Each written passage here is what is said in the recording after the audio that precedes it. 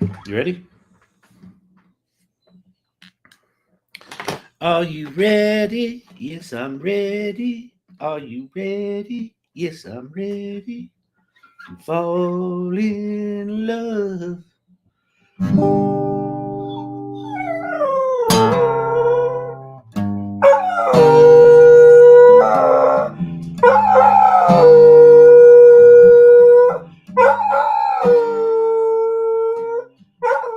There's been something, baby, I've been trying to say.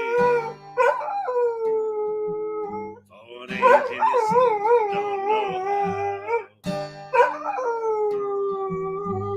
Past and the future now surrounding me. Surrender to whatever cheap thrill can be found. There's been a little trouble since you came to my rescue.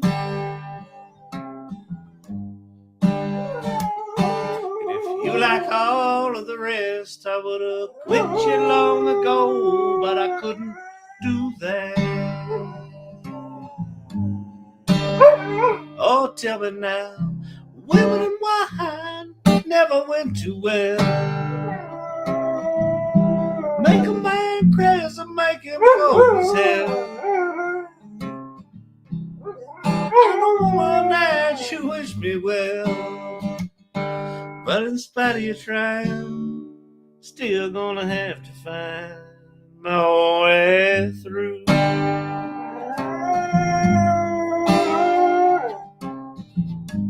Just a morning, a dream of maze, hanging in the burnt fields of my memory. Time is a chorus of your disdain. Left behind me. I'm searching solutions on the double. On his 2-ton telephone. My friend says you ain't got no real troubles. There's too many choices that you left undone. My friend says put an action to those words. Put an action to those words, it'll all come. Oh, tell me now, women and wine never went too well. Champy sounds like he's been watching the news. You know what? I have not been watching the news, so I am in ignorant bliss. I just assume it's all burning down. There's lighting it on fire. So here we go. Right about the time they light it on fire, AGI shows up. Oh, man. All right. I made a website using Claude and ChatGPT that users can learn about, hang on, Christian music composers. Very cool. That's very cool. You know, it's really funny. We're going to,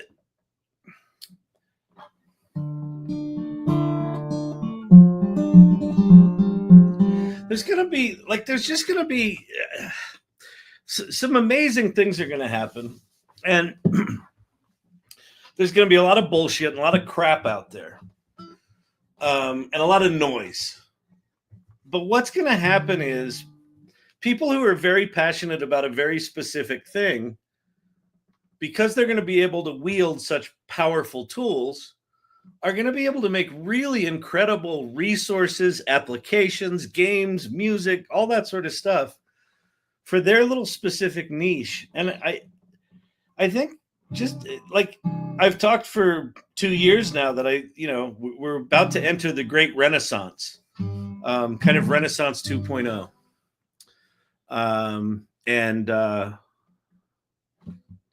That's a really good example of it, I think. Something you're passionate about, you put it out there, bang, done. Love it. It's very cool. It's very cool, people. I like it. I like it a lot.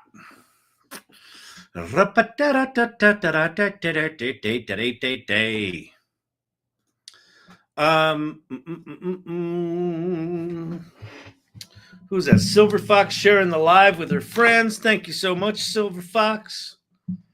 Tonight we're going to be digging into ChatGPT. You can make money with ChatGPT. You can fucking solve math with ChatGPT. We're at a. There's some crazy shit. You know what's funny? I put out a video on TikTok. I put a couple of videos on TikTok today. I was a little productive beaver. But the last one I did at the end of the day was, get thee to a nunnery. Get your ass to ChatGPT and start playing. Start playing with these new tools. Do it today. It's no longer optional. I kind of fucked up that part when I was getting in the car. I didn't quite remember what I was saying. But some of the comments are, wait, so it's 03 and 04, but that's better than 4.5? It's like, oh shit, yeah, because the naming conventions are so fucked up that people are completely confused, right? They launched 4.0, then 03, then 4.5, then 4.1 to the API, but they still announced 4.1 after 4.5, and then today 03 and 04. So if you're not paying attention, if you didn't watch my video explaining the naming conventions and memorize what I told you, then you may be stuck in this situation where you're like, well, I thought 4.5 was the best. And if you were off playing with 4.5, thinking it was the best and not really understanding what a reasoning model was, these new reasoning models that came out today are going to shock you. They're going to shock you at what they can do.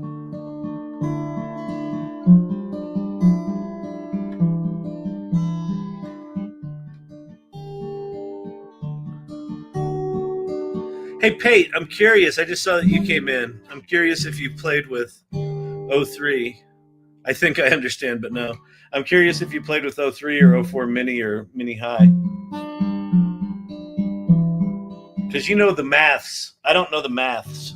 But David Shapiro seems to think they have solved math, which is, that feels hyperbolic to me. But 99.5 on one of the math benchmarks is pretty fucking close to 100.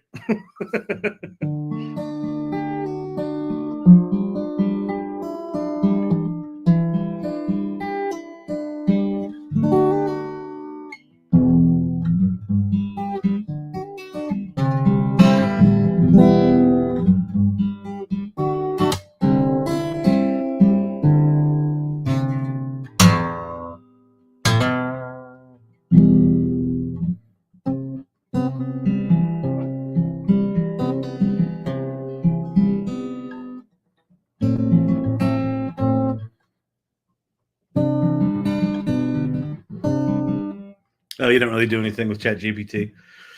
Yeah. Oh, and then Google today said they've got a new something coming out that's gonna. So what happened today? So Gemini 2.5 Pro was at the top of the comparison leaderboard, whatever that leaderboard thing's called. And then 03 and 04-mini just topped that leaderboard, and then someone at Google said, "Yeah, we're coming out with a new one next week. It's going to be better." So the wars are heating up, people. Math benchmarks are tricky because it's usually in the training data for a while. Yeah, I know. But still, going from like 70s, high 70s to 99.5 on that one benchmark. But I understand your point. The thing that's really different. I don't know if you saw the announcement, the stream today, Pate, but probably not.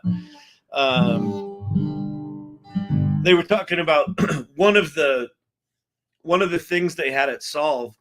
It did 600 tool calls. So in the new model, it will spin up little Python windows and write code, execute it, and then use that in part of the reasoning. And they said it for one particularly hairy problem, it invoked a tool more than 600 times, which is pretty staggering. And then it got it right. So we're gonna go play with that today. And they're also multimodal, so they do the image generation stuff. I was playing around with some of that. They understand images. They will do things like split images up to analyze parts of them. It's pretty crazy. So we're just gonna go play. I haven't played enough to know what's really in there, so we're gonna go do that. There's probably other things that we should be looking at, but this feels like a pretty significant situation. I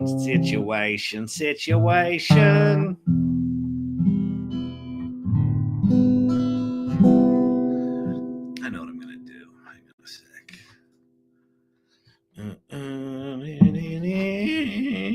And the other kind of indicator that this is a big deal is my Twitter timeline. Like every single post of anyone that I know or respect with points of view on AI, like every single one is saying this is a big deal.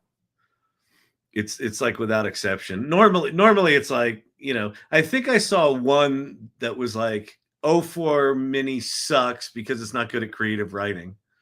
So that very well may be the case, but what am I looking for?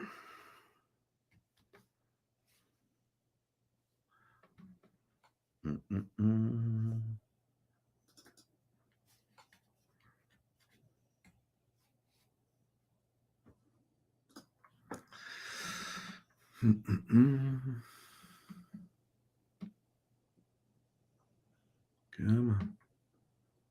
Must be a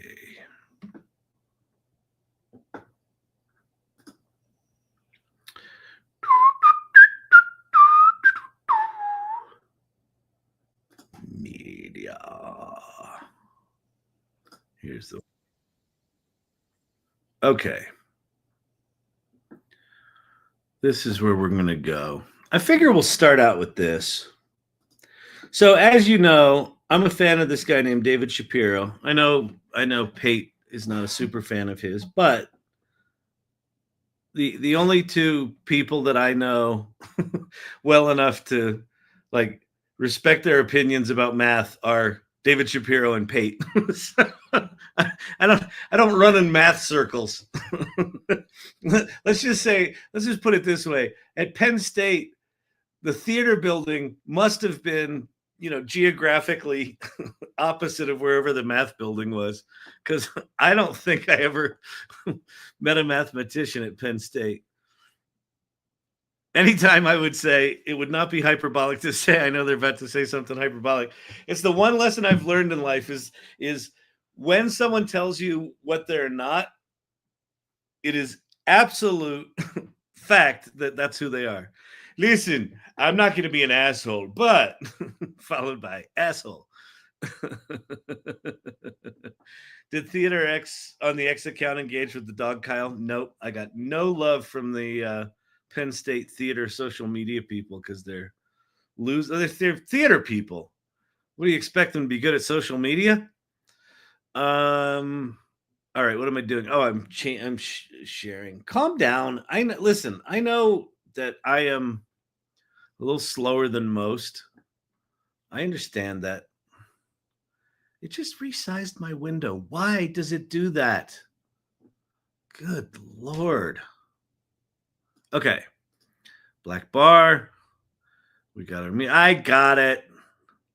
Producer Brandon is particularly snappy tonight. I think he had a little extra cup of coffee in between. So this is producer Brandon's third live stream with me today, twice as participants or as audience members, and tonight as the producer. So I think he's a little sick of me. He's jumping in there. All right.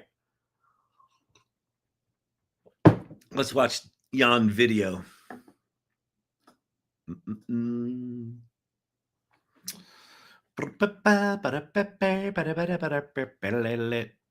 Yeah, those tend to perform way worse on unseen math problems. But let's see. O1, so it's the AIM 2025 and the AIM 2024. And the model that did really good was o4-mini with tools. And what was fascinating today is they talked about these models having access to tools. And I guess how they're defining tools in this context is multiple Python libraries. So it's basically ChatGPT reasoning engine with Python, and it's multimodal. And it was interesting. Greg Brockman even said in this conversation, he said, he goes, you know, it's really remarkable. He goes, this is still just next token prediction. But what they've done is they've put in this multi-step reasoning and they've given it access to write Python. And then all of it is just next token prediction, but it's doing it in this, you know, thoughtful, sequential way where it's improving on itself within its thinking, I guess, or within its answering process. And they've gotten it sort of fast, efficient, and it's pretty cool to watch too. All right, so let's get going. Yeah, that's my guess based on how you described it. Python calls or sub-process calls. Yeah, it's a lot of Python calls. And what's cool, Pate, I'll show it here in a second. You know how it used to be, if you had on a code interpreter, it would start answering and then it would say whatever, process analyzing, and then you could open the window and you'd watch the Python write itself. Well, it's now showing all that work. And it's showing if it's doing image analysis, it's showing that it's doing image analysis. And so you're seeing it sort of think, process, get the answer, think some more, process some more, think some more. It's pretty cool. So anyway, so let's see what Dave has to say here. Say that OpenAI just made history. Now, to state that in as plain and clear and simple terms as possible, I want to call your attention to just two numbers on their O3 and O4 performance, specifically o4-mini with Python. Now, this is o4-mini, not o4 full. So on the AIM or AIME 2024 competition math benchmark, they got 98.7% with o4-mini and Python tool use only. I just want to respond to Pate. Pate says, sounds cool. I think we're getting to the point where it's all just preferences at this point. I agree. This is something that's been kind of flying around my head for the past 3 weeks or so, that in essentially every instance of output, whether it's video, music, large language model, coding, math, any tool that does any of the things that we're trying to get it to do at this point are so good that you can effectively pick any one. And then I think to your point, the ones we're going to choose are the ones that's like, yeah, that feels like me, right? If you sort of imprinted it on Gemini, you're going to do Gemini. If you imprint it on ChatGPT or you like Claude's personality, I think that's ultimately what the tools we're going to use. And you know, it's funny, even though there's all of this stuff happening and there's 12 different video tools and then this is going to be just like any other technological birthing, right? Where you're going to have dozens and dozens and dozens of major players at the phase we're in right now. And so keeping up with it is impossible, right? That we're experiencing. And then people will start to imprint as the tools start to stabilize and start to, you know, get good enough to use for everything we're going to do. Like the fact that OpenAI was the first one to give access to all of your previous chats, that's a reason to use it, even if you might like Claude's personality a little better, but you've got all this history in ChatGPT. You're like, I'll just do this one in ChatGPT. And at some point, what'll happen is it'll just consolidate down. All of the sub players will either get acquired or they'll just peter out because their usage will drop off. Now, how long is that going to take? I don't know. That normally takes 10 years, 7 to 10 years. With AI moving as fast as it is, that might happen in 3 to 5. But we'll see. Fascinating. I felt like when I made that website, any model can do HTML coding. Yeah, exactly. Yep, exactly. Okay, let's watch Dave. On AIM 2025, they got 99.5%. Now, again, this is with o4-mini with Python only. Now, you might say, okay, Sam Altman said, we're going to saturate the benchmarks, and, they delivered on that. Now, a benchmark is one thing, but what is a benchmark a proxy for? In this case, it's a proxy for mathematical performance. Now, I, as a human being, will never even get to O1 level mathematics. So there is that. But what I want to do is I want to show you the reactions of some other people, and then I'll kind of unpack my full reaction as to why these numbers are just astounding and incredible. So the first reaction I want to show you is Aiden. So Aiden is an OpenAI employee. He's a really chill guy. He and I talk not all the time, but like we exchange messages, and like he's just a super chill dude.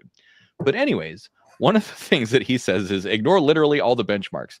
The biggest O3 feature is tool use. Of course, it's smart, but it does deep research quality in 30 seconds, debugs by Googling docs and checking Stack Overflow, writes whole Python scripts in its chain of thought for Fermi estimates. It does a lot. So one of the things that they mentioned in the live stream announcement of O3 and O4 is that in some of the tests, it did 600 tool use calls in a row. Now, you might say, well, a human could probably do it in fewer, but the fact that it was able to keep track of a task that complex means that it is more and more agentic. So that's reaction number one. And that's important, right? What he's saying. So the reasoning models, you give them your question and they talk amongst themselves and do prompt internally and then answer. This is now doing prompt tool use, web search tool use, prompt, right? So it's using multiple things and it's keeping track of all that. So what that starts to look like is you give it an increasingly complex problem, and then you basically just sit back or just go to another tool and do something else. Go make some images in Midjourney while it slogs through all the stuff. Reaction number two comes from Daria. So Daria is big on Twitter. He's a researcher of chronic fatigue and immune systems. He's actually helped me with burnout. So Daria is a really good guy. He also often gets early access to OpenAI stuff. Sarah, which app, ChatGPT or Poe? Not sure which one to use or spend money on. Okay. The advantage of Poe is that you have access to lots and lots and lots and lots of models. The disadvantage to Poe is that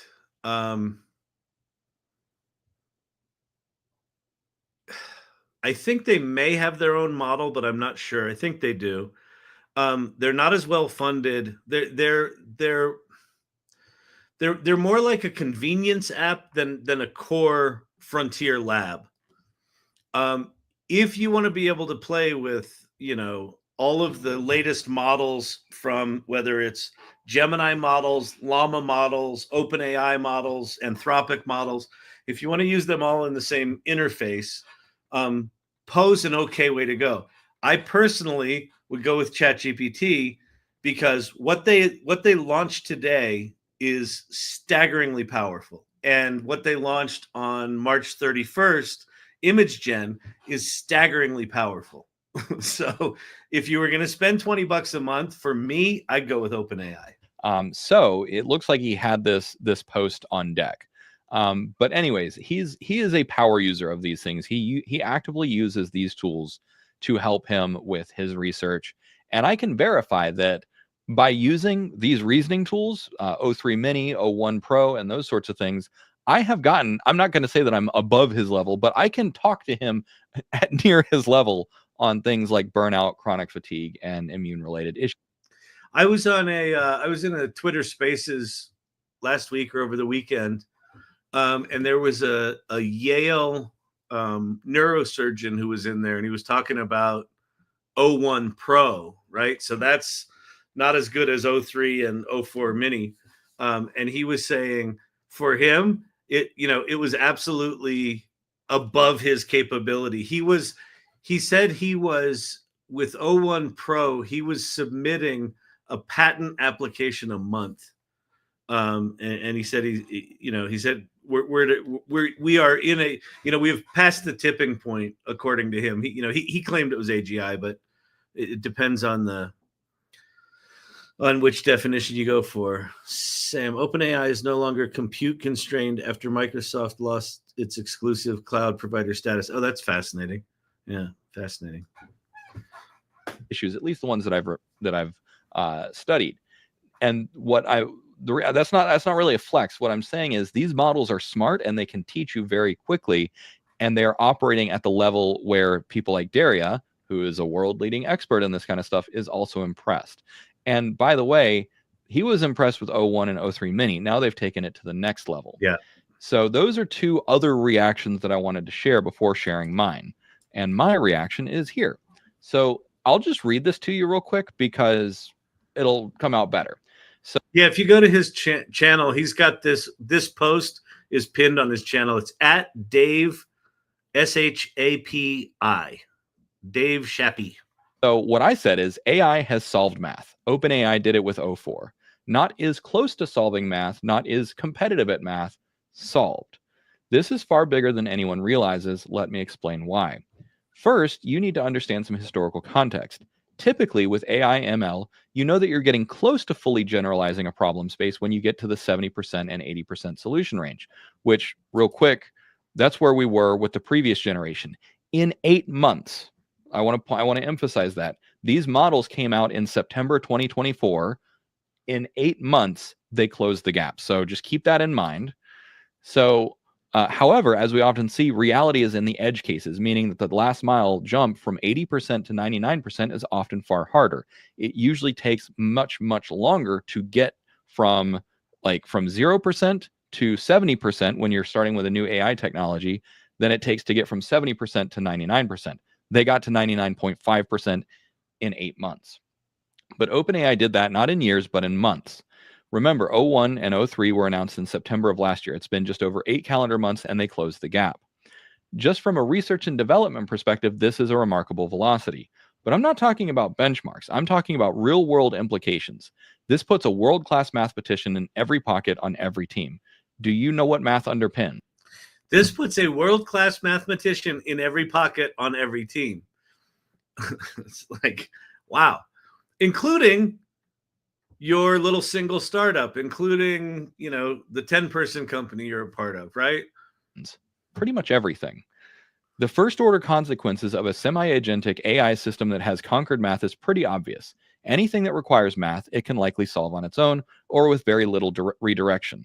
For example, a good friend of mine is in CFD, computational fluid dynamics, which is used for oceanography and meteorology extensively. He's been using these reasoning models since they came out, and they were helpful to him, but they still needed an expert guiding hand. These new models might nuke that.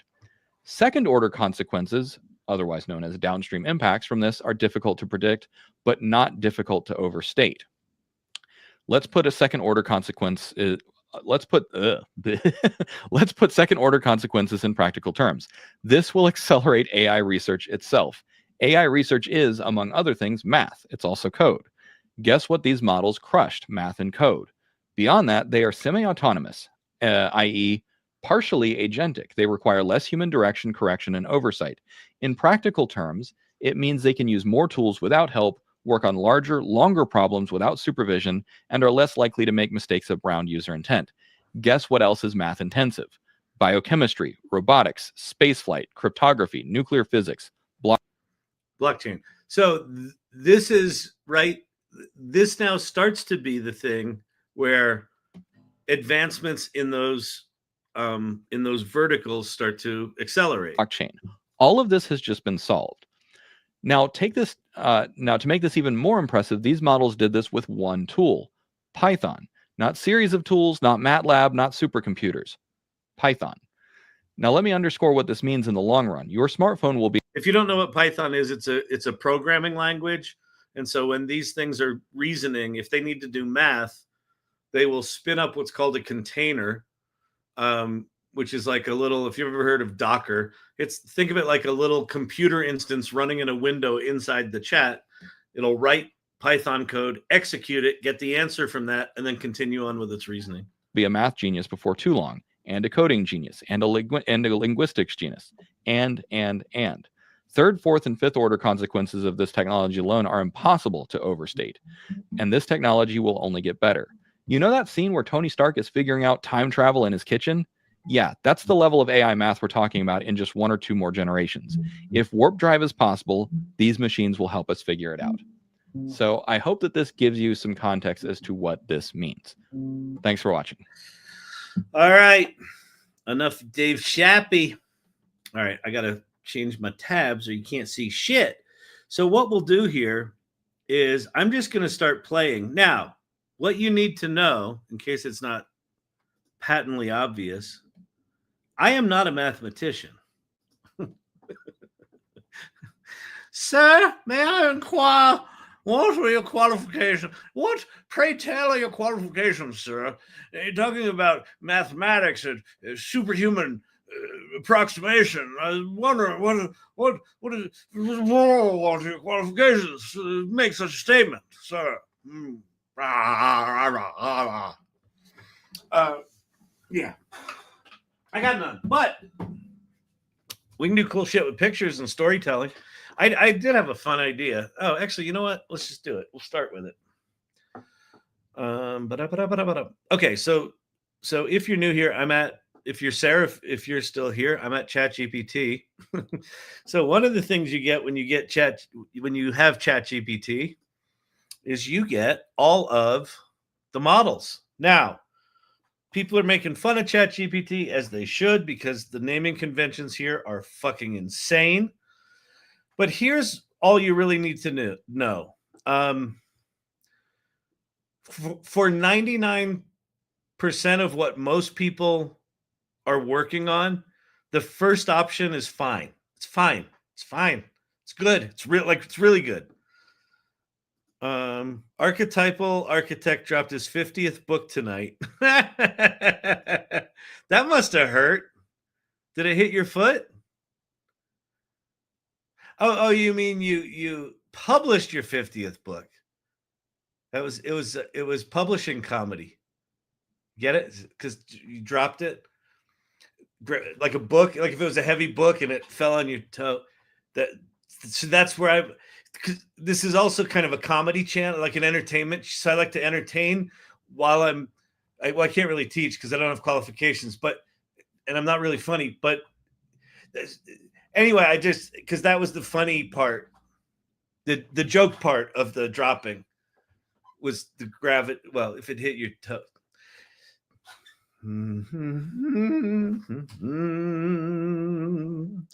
La da da dee dee dee dee dee dee dee. The comedy gets so much better when explained. Exactly. Those comedians that think that jokes are okay to just stand on their own, I've never understood them. Anyway. All right, fantastic. So, in this list, the first 3 models are not reasoning models. So, what they are is you give them a prompt, they give you an answer. Reasoning models, you give them a prompt and they go, the user asked me for this. Let me think about that. I wonder if I should go search the internet. Let me go search the internet. It gets back answers. It's like, well, now based on what I've learned, I had made this assumption, but now I do that assumption. So they're literally kind of conversing with themselves the way you talk in your crazy straw of a brain about stuff and work through problems. That's kind of what they're doing. So O3 is the evolution or the next big model after O1. You're like, what happened to O2? It was a trademark issue. They just went from O1 to O3. Then O4-mini and o4-mini-high are the okay. How do we do this? Okay. If this is O3, a box this size is O3. like in terms of like compute required and size to keep it in memory and size to keep it on hard drives and amount of compute required to answer one of your inane questions about, I don't know, phyllo dough. That's the base model, the big model. And then they make these mini models which have less parameters. This one's probably got 1 trillion parameters or 100 trillion, doesn't fucking matter. And this one's got some less billion, right? And so this is the mini model. So what we've got is we've got o3 Mac Daddy, and then we have o4-mini, and then o4-mini-high just basically takes more time. It's this model just thinking longer, okay? So that's how they work. What's different about these models than previous reasoning models? Previous reasoning models were not multimodal, and I don't think they had access to the Python, the tool use. So they were just thinking long. So what these are is very, very optimized, fast, cheap, incredibly capable models that can use tools and are multimodal. Multimodal just means it's been trained on images as well as words, and then audio, so it can do voice. So it's a very sophisticated model. Okay. And so what we're going to be playing with tonight is o3 and o4-mini-high. All right. So let's see. Let's go with o3. And then I think what I'm going to do, well, let's see. No, I'll do a thing that I did before, which was kind of fun. Hang on. Is this it? No. Do do do do do do do do do do do do. Which? Yeah, this is it. Okay, so I'm going to copy this image. So let me show you this image. See that image? I went to Google and I said, I searched for a complicated image, and that came up. It's a doodle, right? Like some dude or dudette got stoned, and, you know, this was the weekend. All right. So then I said, what did I do it in? I think I did it in oh, I did it in o3. Okay. So let's do we're going to do a new chat. We're going to do o3. And then I'm going to say, I want you to catalog any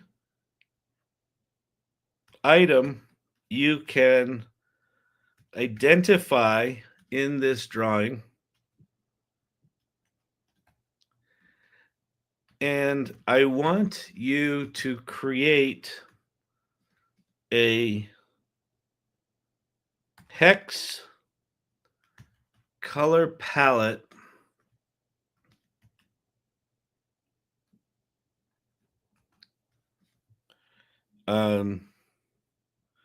that features the 10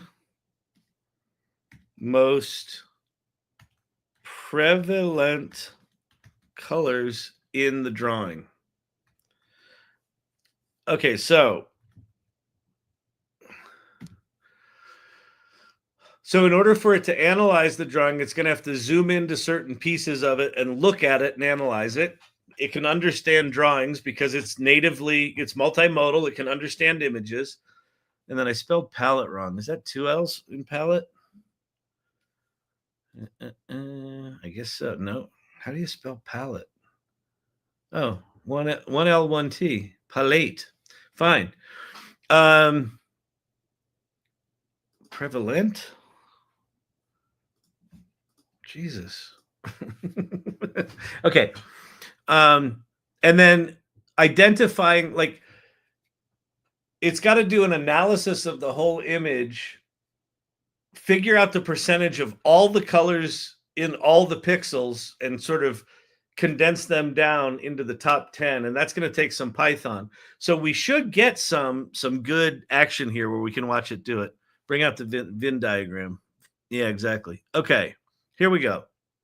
Let's see what this thing does, and I'll expand the thinking when it starts doing it. Thinking. Come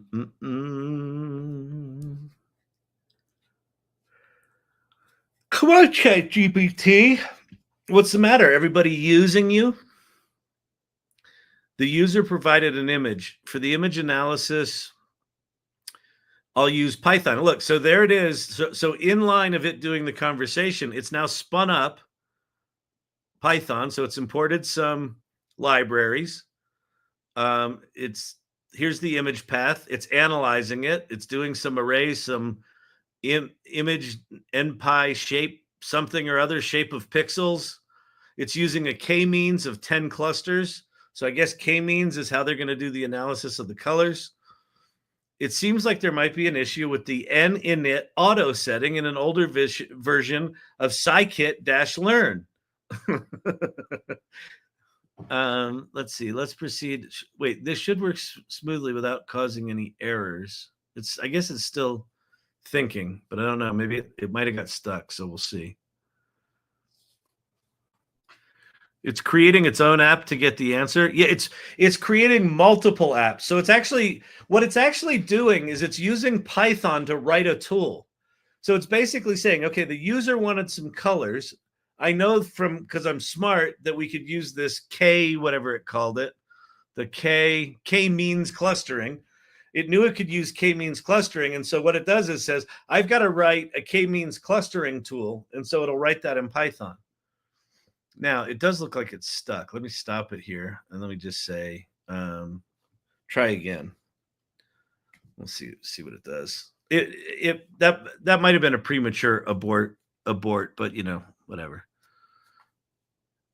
Yeah, it's creating its own app to get the answer. Yes, apps. sklearn cluster, import k-means, import pandas as PD. So it's doing some stuff.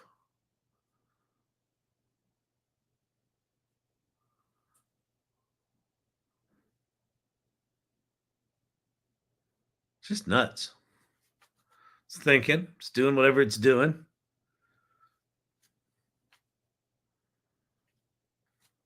And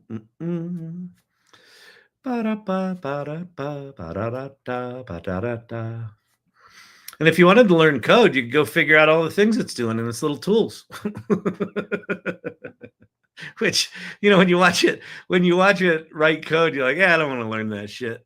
Does anyone know why AI is moving so extremely fast?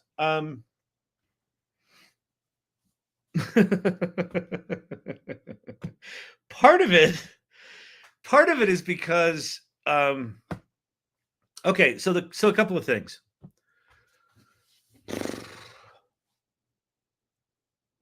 Almost all of the AI, the consumer AI large language models and the tools that we're using today are leveraging the same core technology. It's a thing called the transformer that Google invented in 2017.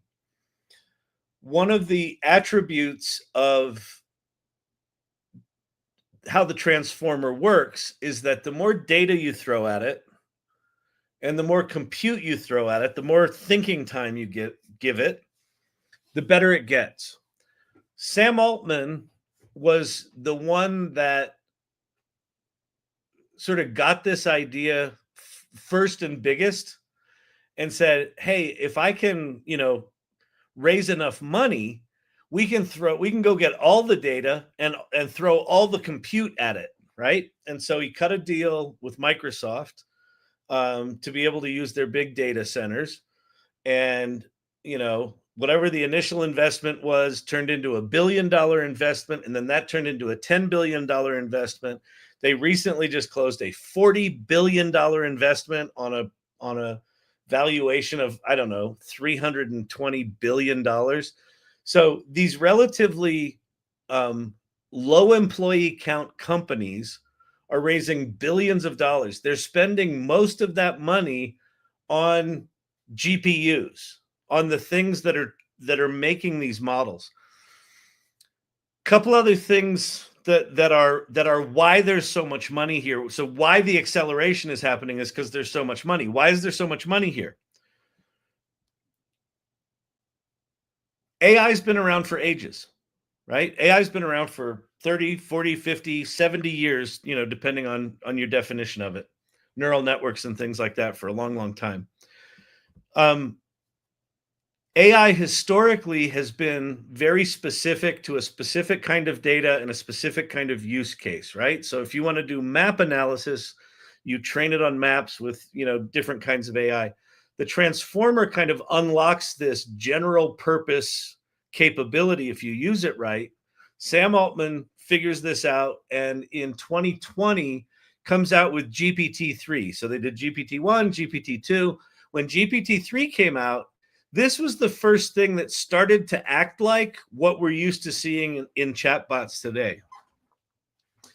And then November 30th, 2022, they take that basic core technology, GPT-3. They've got the next version, which is GPT 3.5. And what they did is, rather than having an engineering interface, which is designed for engineers to use the tool, they launched ChatGPT, which was the first consumer interface for AI and machine learning. And there's if you don't know this, the history of this is absolutely fucking fascinating.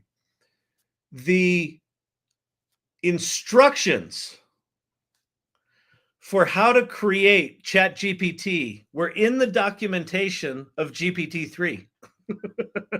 So in the documentation, anyone could have built, using GPT-3, anyone could have built ChatGPT. So OpenAI cuts this deal with Microsoft in October of 2022. Sam says, hey, we're going to announce $1 billion investment from Microsoft at the end of October, or at the end of November. Tech team, can you guys whip up that ChatGPT thing that's in our documentation? It would be cool to have something to show. And so they did. So like in a month, they whipped up the ChatGPT interface because the instructions were in the documentation. They just had to execute it. And then they launch it. And within 5 days, they had 1 million users. They went out for drinks the night before. They said they would have been happy with a couple of thousand people using it and maybe 5,000 comments on whatever, on X or whatever. 1 million people used it within 5 days. 100 million people used it within 6 weeks. 6 weeks from 0 to 100 million users. Let me put that in perspective. The early days of the World Wide Web, I started one of the early digital agencies in 1994, a company called agency.com. When we started agency.com, like barely anyone was using World Wide Web. Like not everyone had internet all the time. You still had to, your computer had to dial up the internet. It was just jankier than crap. The World Wide Web, to get from when it started to 100 million users, was 6 years. ChatGPT was 6 weeks. It was the fastest adoption of technology in history. And it could code and it could write and it could do all this stuff. And so what happened was, because of the runaway success of that, everyone turned from anything else they were investing in, and they just boom, came to AI. So basically, starting in 2023, all of the money, all of the engineering talent, all of the research labs, all of the schools just all went the same direction. We got to do transformers. We've got to create frontier labs. Meta said, we've got to get in on this game. We're going to open source ours. Anthropic spun off. So you've just got everyone running in the exact same direction because of the runaway success of ChatGPT. So that's the seminal piece of technology that kicked everything off. And quite frankly, it was just a simple interface. Like, interface matters. You could do the exact same thing you could do with ChatGPT on the developer's playground. But if you were on the developer's playground, you had to choose a model. There were all these different models, and you had to choose temperature, and you had to understand what a system prompt was versus a chat prompt. And like, it was just like, it was confusing. You had to be an engineer to get it. And so ChatGPT just made it super simple. TikTok question. Major ethical concerns concerning AI can't tell you what time it is. Who's going to say it's broken? I don't know what that means, Labor. AI can't tell you what time it is. I just made a post, which I regret not using AI for. That's a good one.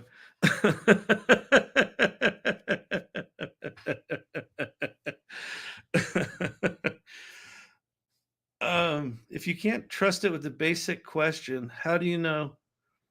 Labor, I don't know. Wait, it means whether you work on a project for 5 days or 5 years, it's not tracking your project. I still don't understand what the question is. Yeah, it sounds like are you using AI, Labor? Because what you're saying was true in 2022. Like, ChatGPT's connected to the internet now, so it knows what time it is. It can write its own Python code. So, oh, the clocks. Are you talking about the clock thing? Well, there's a clock thing which we should talk about. Network error, retry. Here, let me do a new. Let me show you something. ChatGPT. So you are onto a point that is maddening, which is this: make me a clock, a picture of a cuckoo clock. We'll do cuckoo clock. Cuckoo clock. At with the hands reading 7:30, 7:35. No, because they would be overlapping. 7:25. So they'll be on the 7:25. They'd be on the bottom of the clock like this, right? Okay. Reading. Let's make this image.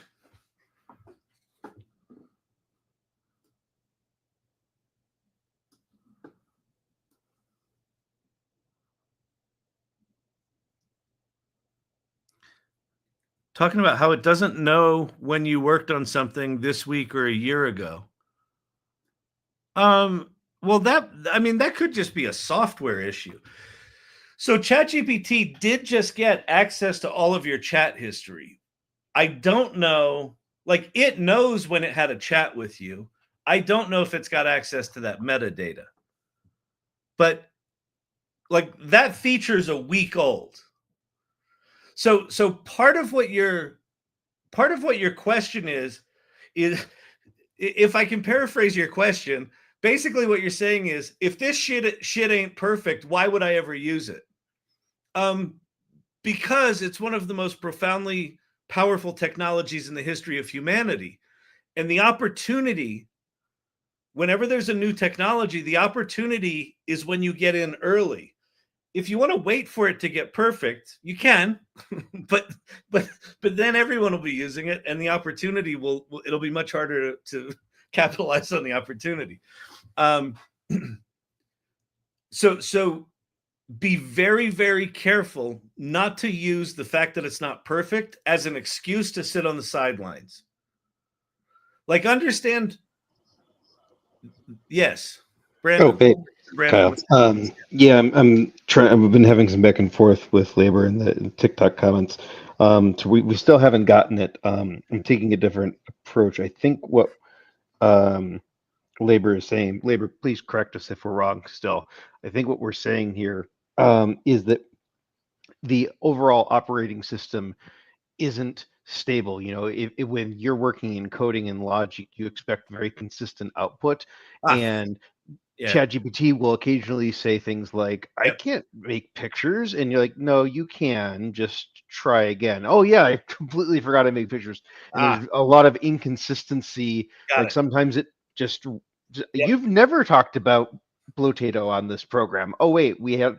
That's right. I forgot you sponsored it last week. Yeah. Okay. All right. So really good question then. If that's the question. Okay, so here's what you're coming up against, labor, which is something we're all going to come up against. Oh, this says image created. Oh, they're try again. Their servers are hosed. Everybody's using it. Their servers are hosed. Okay. Okay. For all of my lifetime, for all of your lifetime, for all of our lifetimes, computers behaved a very specific way. You would write logical code that had logic, which is why they called it logical code. Well, they just call it code, but it's got logic in it, so it's logical. And you would put in rules, right? If this, then that. Loop here, right? You would explicitly code in logic so that when a user used it, if the user typed in Bob, it would go into its code and say, if user types in Bob, then, make up a last name or whatever it was. Whatever was programmed here, the output was consistent and predictable based on the logic, right? Okay. Generative AI changes all of that. For the first time in our lifetimes, computers do not behave the way they've always behaved. Because of the G in GPT, stands for generative. It's generative. It's not just saying, I know Python code, I'm going to use Python code, like I'm going to copy a block of code. You ask for an asteroids game, I'm going to go look for asteroids code. I'm going to copy the code and I'm going to come over here and paste it. No, that's how it would have worked in the olden timey days 3 years ago. Now in the new days, it's actually writing the Python code. So you ask for whatever, it writes the code, one token at a time, or maybe blocks of tokens, but whatever. But it's writing it. It's generating it each time. And if you ask for it a second time, it may write it different. If you've ever used any of these vibe coding tools, it makes you an app and then you're like, oh, could you change the background color from blue to white? And then it completely breaks the app because it went in and just wrote the code different. Now, part of that's just bad software design. That's something they could fix. New TikTok pin, yes.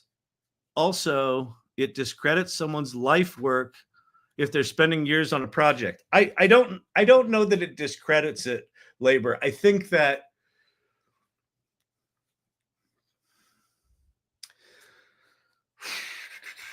well, it doesn't discredit it. The person that's been working on a project for a lifetime may feel discredited. They may feel like, wait a minute, what the fuck have I been doing for 30 years? If I take pride in my coding and I take pride in making sure it's clean and clear and all that sort of stuff, and then some fucking punk like the dude at the AI Learning Lab can come along with a theater degree and write code and claim that he's a coder now, well, that's an affront to my value as a human, right? Every single knowledge worker on the planet is about to face the crisis that you're describing. And here's the only thing I know. Like this, here's my philosophy on this. You can absolutely judge it, but the reason this channel exists is here's what I know. I know that AI isn't going away. And I think one of the things that we're talking about here tonight with O3 and the fact that it just made this sort of quantum leap in quality, it's getting better really fast. And so then you only have two choices. It's actually quite binary, which it sounds like you like code, you like predictability. Here's the binary choice. If AI is not going away and it's getting exponentially better, you have two choices. You can embrace it or you can ignore it. And if you ignore it, you're going to be the victim of it. You just are. And if you embrace it, you may not like that how you write code is changing. You may choose to write some of your code the way you've always written it, and then use AI for other things to make other efficiencies in your work. But what you also might discover is that maybe you got really good at one particular programming language and you wanted to move to some more modern platform, but because of your career, you were kind of locked into this platform. Now you could be masterful at 10 different programming languages, and you could take your expertise as a developer, as an engineer, and apply that to multiple different programming languages.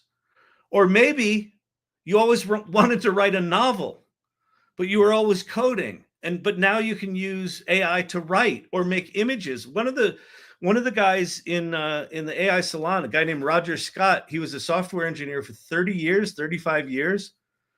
Like real curmudgeon, like he's just very matter of fact. And he discovered Midjourney. And you know how he discovered Midjourney? We were in the Discord early on in the salon. We were on Discord, and all these artsy fartsy types were in there making Midjourney images. And Roger kept asking questions like, well, what specific prompt did you give it to get that to get that look and feel? Because he would take the prompt that person did and he would get something different. And he was really frustrated by that, right? He's like, why is it different? Why is it different? Like, why is it doing that? He was trying to figure it out. And so people within the salon said, well, just go play. Just go over to Midjourney and start playing. And you know what Roger discovered? He fucking loved making art. And because he had programming skills, because he had logic, he approached Midjourney prompting like coding. And he got really fucking good at it. And he ended up with some of his artwork in an art show. So on the other side of the existential angst that I hear in your question is there's the possibility that it can free you to do things, you know, in a much more amplified way than you could have historically. But yeah, people who've been doing something for 30 years, they are absolutely going to be confronted by this. So yeah, and just I was following along in some of the back and forth comments, and yeah, you know, I think there's definitely something to be said for the value of the human in the loop. I mean, this stuff was trained on all of humanity, and you're really working with humanity on this. But to that point, you're working with it on a platform that 2.5 years ago was a research institution that fumbled their way into being this juggernaut of a company. And so when you know, they are definitely playing catch up. I always try to give them a little bit of grace in the fact that they don't have all of their ducks in a row in terms of having uptime reports and, you know, fail safes for when their systems go down, because they're a research company, you know, cosplaying as a actual company. yeah, Before exactly. you hit enter on this Just did. I was a couple of folks in the comments have noted that maybe O3 doesn't have image capability It yet. does. It does. Well, or right now, because it keeps. But if you change the model, you might have better luck with generating images, at least for the purposes of this demo. Yeah. Try again. Yeah, I think O3 looks like it's buried. Try again. Yeah, and of Let's course see if we encourage labor and everybody to join us at the salon.ai. Yeah, pop the URL up there if you haven't. So if you're not a part of the salon, go to the salon.ai. Click on the button that says join our community, and that'll pop you over to a Mighty Network site where the community is. And there's like a really simple 7-stage whatever you call it, welcome area. And you know, step 2 in that process is introduce yourself. So please introduce yourself, and just tell us where you are. And like, you know, if you're frustrated with this, like I totally get the frustration. It looks like the image generation here is not working out. I might have an image here of a clock. Let me see. Clock image.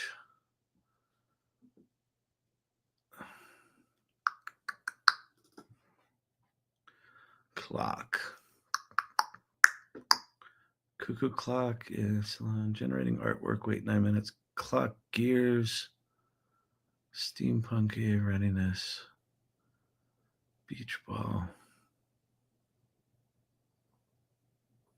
No, I don't have one here. It looks like their servers are hosed. Let me start a new chat because maybe I just ended up in some sort of weird ass loop. Make a picture of a clock with hands indicating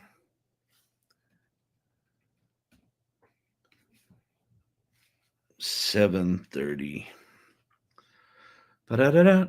Dennis, I see no issue with using AI as we all build on top of past research. It just gives us knowledge faster and wider access to it. Yep, I would agree with that. I was going to say we have the fire. We have the fire wolf. Why the hell not? Oh, the dire dodo. That's funny. YouTube spotlight. Yeah, I'll tell you one of my I talked about my philosophy on this site is AI is not going away. And so, then you have two choices, right? Deal with it or not. And listen, if you choose not to at least try AI, I don't think there's a good excuse for that. If you choose to try AI and then after really giving it a good Gipper's go, you decide, nope, I hate it. I never want to use it. I have respect for that. I lost my train of thought. I don't know where I was going. I was thinking about my clock hands. Whatever. Oh, wait. It was, yeah. So when I first started learning about AI, one of the reasons I started this channel from a selfish standpoint is I wanted to learn everything I could about AI. And so I thought, if I learn out loud, if I learn stuff, and then as I'm learning it, I share it, I'll learn it better. And for about the first year, when I really got my head around how the transformer model worked and how embeddings worked and how the latent space worked and how token prediction worked, it's absolutely incredible. Like mathematically, it is stunningly elegant. And it's actually weirdly simple, right? You figure out the semantic groupings of tokens and you put them in 1,000-dimensional mathematical space. And then when someone writes a prompt, you use the same basic math to identify a probability region in 1,000-dimensional mathematical space. It's beautiful. It's elegant. But when you understand it, it's a calculator. Transformers are a calculator. And yet your experience of it is this weirdly human poetry writing, programming, mathy, image generating thing. And I couldn't reconcile those two. I couldn't figure out why is it that this thing has got this humanity to it. And someone on Twitter, they wrote this very simple tweet. I'll never forget it because it was this revelatory moment for me. They said, artificial intelligence is the collective intelligence of humanity. Or AI is the collective intelligence of humanity, was the tweet. And what finally dawned on me, which is patently obvious, like all good revelations, they're obvious once you have them. The reason it feels so human is what it was trained on. The P in GPT stands for pre-trained. So what OpenAI did first, and then what every subsequent frontier model has done since, is they've gone out and they've gotten as much data as they could. And yes, you can absolutely argue that that's probably unethical and possibly illegal. Yes, all of that. What I can tell you is if they had asked for permission, we wouldn't have these tools today. So they went out and they did the San Francisco thing and they said, fuck it, we're just going to go get all the data. We're going to throw it at all these GPUs. But what they actually did was they took the collective output of humanity and they compressed it into this beautifully elegant math ball that we all get to tap into. And what it is in a very literal sense is you put in a prompt and it's like you're collaborating with everyone that's come before us. And it's quite elegant. It's quite amazing. We as humans still have agency. We can choose when to use these tools. We can choose what to use them for. A lot of creative people that I know, they've got hermetically sealed parts of their work that they're like, I'm never going to use AI for this. Awesome. Perfect.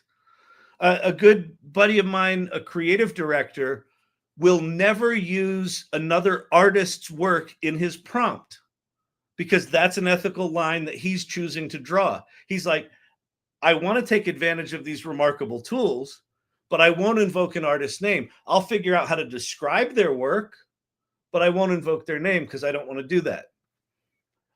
Like, I have total respect for that.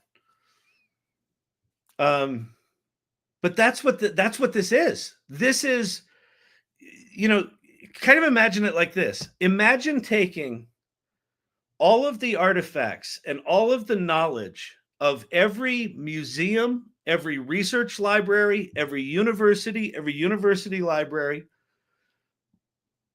and giving everyone who uses this tool instant access to all of that knowledge. That's what AI is. So when I hear individuals that are alive in this time window going, oh, they stole my work. Well, they trained it on sort of everything, and your work likely got swept up in that. Yes. But to identify when this outputs something, to identify which piece of which artist's work is in there, the closest equivalent I can come is if you're making a cake and you take one grain of sugar and you throw it in the cake batter and you stir it up and you put it in the oven and you bake a cake, and then someone says, well, I want my grain of sugar back. It is not in that form anymore, right? It's molecularly completely different, which when you embed data into a large language model, the original works cease to exist. They get turned into these little fragments, like little grains of sugar, and blasted into 1,000-dimensional mathematical space. The original works cease to exist. The only thing that remains is the semantic relationship between the tokens. Anyway, Becky Rue has a good prompt for Grok. Create the for Grok. Oh, the Six Flags guy AI image, who's really Jeff Bezos. Oh, with a new ride called Blue Origin. Oh, okay. Yeah, because Grok will do things. Yeah, it looks like ye old ChatGPT is kind of useless tonight. So I guess we'll do other things. We'll go over to Twitter. So anyway, does that answer everyone's question, Kyle? Irregulars ASAP. Okay, good. Ooh, what's this? That looks cool. Am I in irregulars? I posted this to another channel, but it should be in here for AI brand search. What is this? Oh, that's cool. Huh. All right.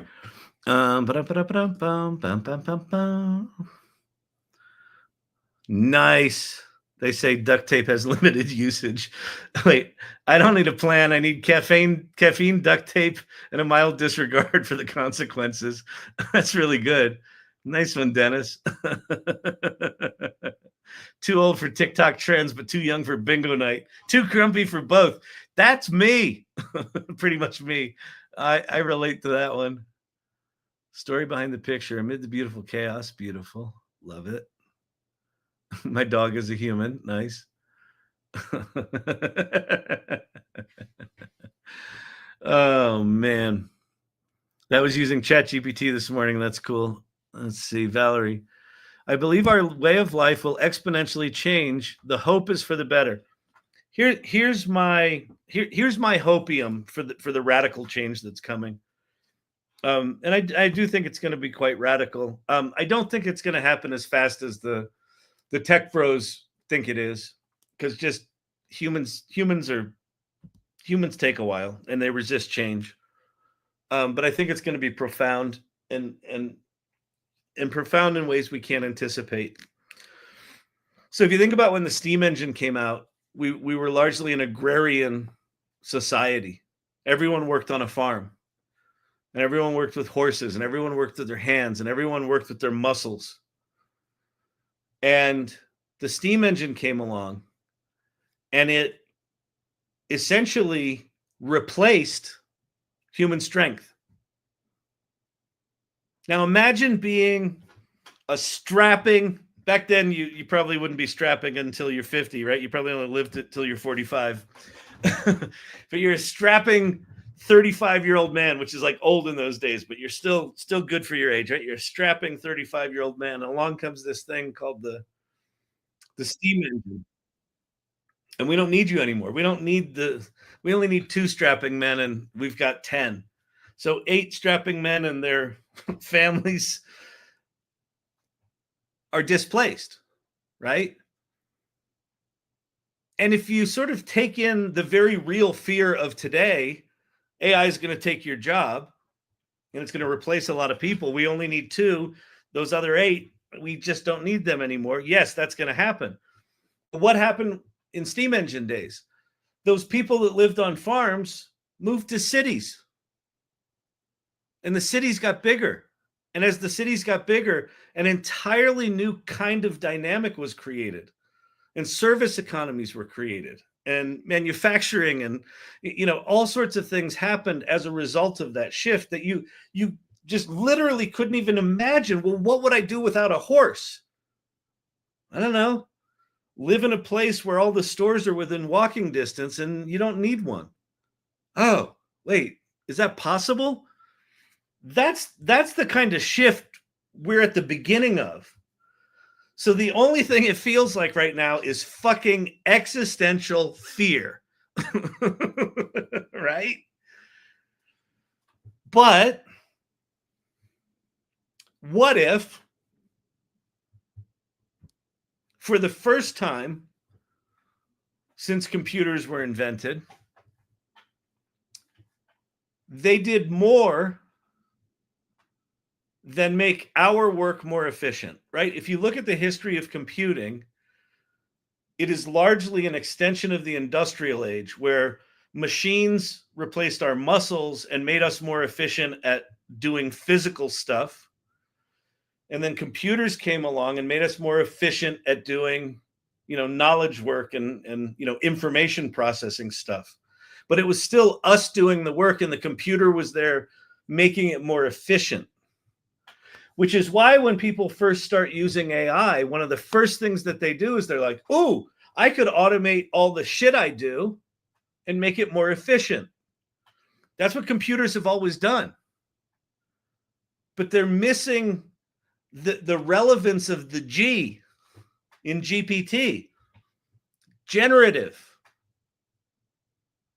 Yes, you can make it to make your work more efficient. You could also use it to completely reimagine how that work gets done. That we've never had before. So imagine, and I feel decently confident this is where we're headed. Imagine that AI systems are going to be able to do the bulk of the work that crushes people's souls. Filling out forms, sitting on hold for 4 hours, trying to get your insurance paid for, doing data entry because your company still uses fax systems and someone has to type that shit in. Imagine if all of the drudgery was done by the machines and our only job was to ask the question, how do I want to impact the world? What kind of difference do I want to make?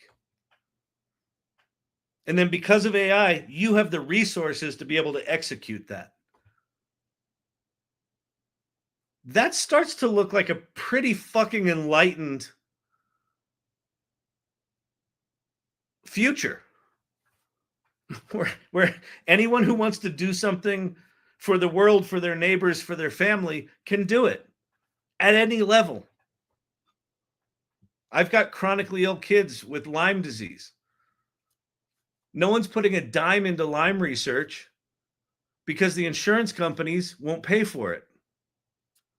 Well, we're probably within 5 years of someone going, fuck it, I'll cure it myself. Right? So, all right.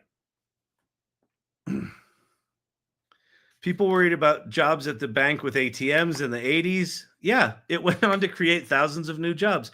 Every single time, every fucking single time, every time there's a new technology, people resist it. Every time, every single time. And the more profound the technology, the stronger the resistance. Danielle, Mike Myers. Oh, wait, you can't see that. Hang on. Can you pop the screen up there, Brandon? That's pretty funny.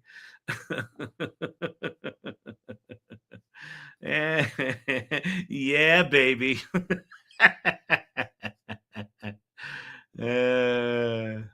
That's awesome. uh,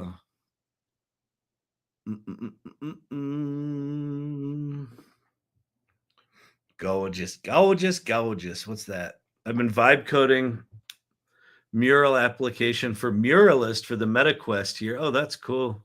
Made some progress. That's neat. I love making these crowd renaissance images. I made this with Google's Whisk. That's really cool. I took a photo. I've got a photo that I took in the shuttle train at Denver Airport, where it's a photograph of people in the other car, but the glass reflection shows the people in my car. And everyone's just looking in a different direction, and it very much looks like a Renaissance kind of composition. It's really cool. Oh, Steve-O did the Austin Powers thing. That's good. That's really good. Oh, man. Not in your children's, grandchildren's lifetime. I don't know what that's in reference to. Alex, I'm a truck driver. I would love for the industry to go completely driverless. It'll never happen. Well, okay. Let me give you another. I don't know if this one's hopium.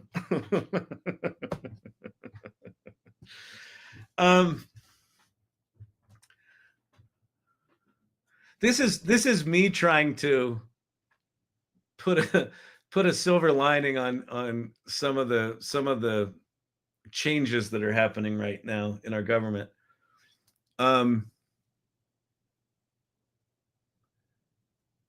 In order for there to be radical change, there needs to be radical change. So I would agree with you that if everything stays the way it is right now, unions won't allow, driverless trucking, right? We saw the dock workers do their strike. If what's happening right now in government ends up obliterating the infrastructure of how businesses run, there is a very real likelihood it will be recombined over the next, I don't know, 10 or 20 years, in radical new ways. And because this technology is accelerating, and because capitalism is capitalism, people are going to look for ways to do things more and more efficiently. And if everything changes, right? If just everything breaks apart, then it can be much more radically reassembled, right? If that doesn't happen, then I agree it's going to take some amount of time for that change to happen. But saying that there will never be driverless trucks is kind of like saying, steam powered tractors will never be able to farm farms as good as horses. Well, for a generation, maybe, right? And then at some point it's like, well, yeah, the tractors are actually better at the farming part, or at the large. You're gonna TikTok gonna throttle you for hopium. Yeah, exactly.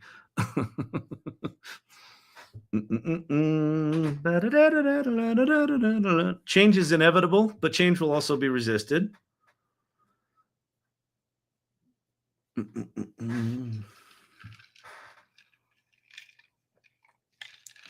What do you mean, except from a vending machine?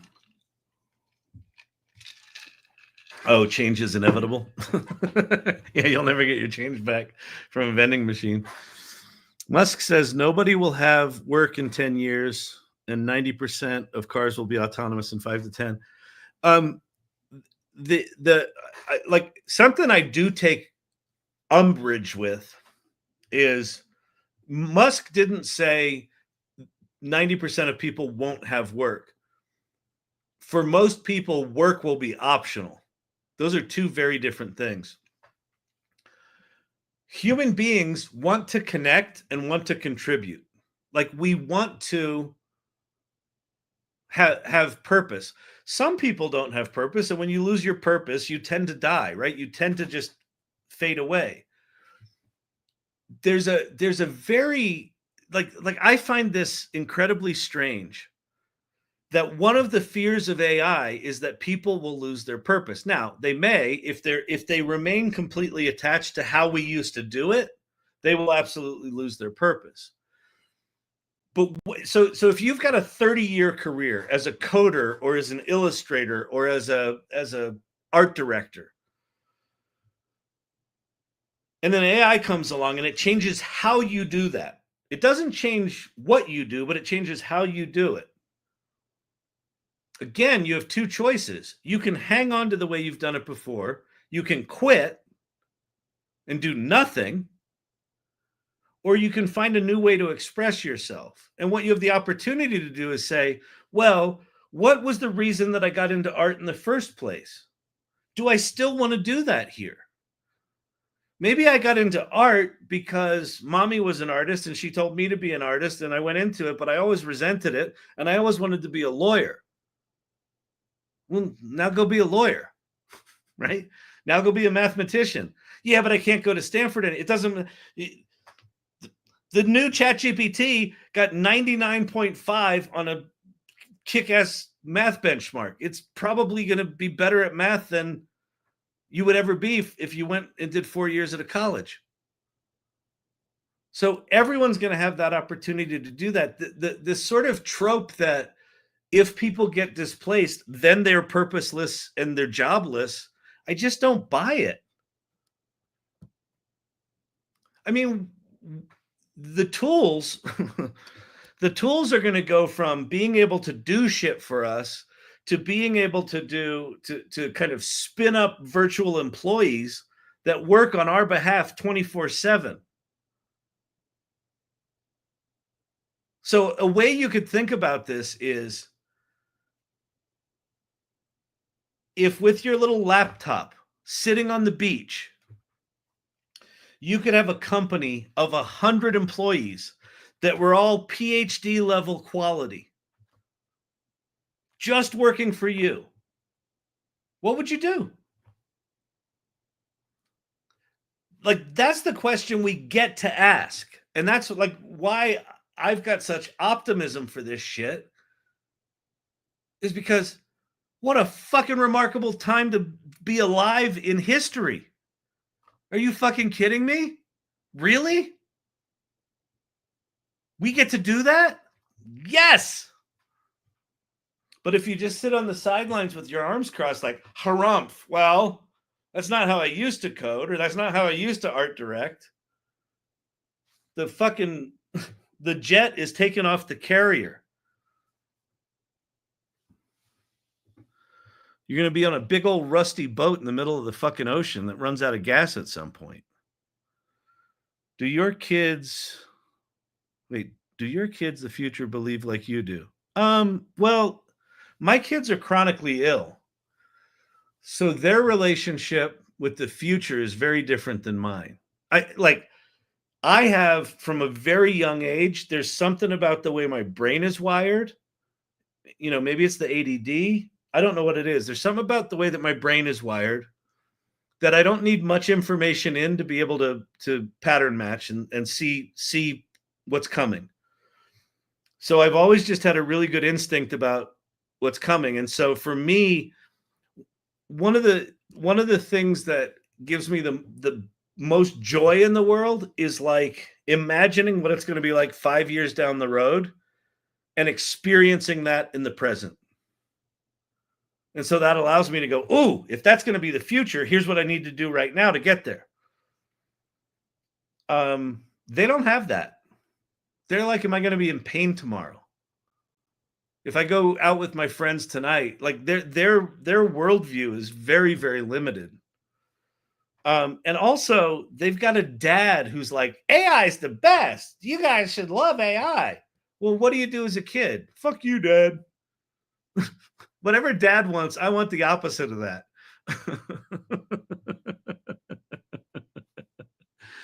Every new software I've helped it to implement has come with negativity. Yep. I used AI to learn. Wait, what was that? Someone just had a post up there. What was it? I used AI to learn digital drawing, and I draw by hand. It's the most amazing tool for learning. Yeah, like there's a great example, right? If you're an artist and you look at AI and you see someone go, give me a picture of whatever, and it spits out a picture that's kind of like the pictures you draw, your immediate instinct is, that's evil, fuck that, it's taking my job. Another way to look at it is, what if you used it as an ideation tool? What if you could spit out lots and lots of images to inspire you, and then you draw them because you enjoy drawing? Like we as human beings, we get to choose where we put our time. But just because a tool can do something as good or better than you can, it doesn't invalidate that you enjoy drawing. What it might do is devalue the thing you used to be able to make money on. And that's what's going to fuck a lot of people up, because then you've got a force, right? You're being forced out of the thing you love to make a living by. And that we're all going to have to confront. TikTok question. Kyle, could you explain what Musk means when he says people will have the option to work? Yeah. So one of the things Sam Altman has talked about. So there's this concept of universal basic income. The basic theory is this: the AI is going to get so good and so autonomous that, assuming it doesn't kill us all, which, that's still possible, but it seems, increasingly not likely, but whatever, we may get there. But assuming it doesn't kill us all, in which case then we don't have anything to worry about if it does.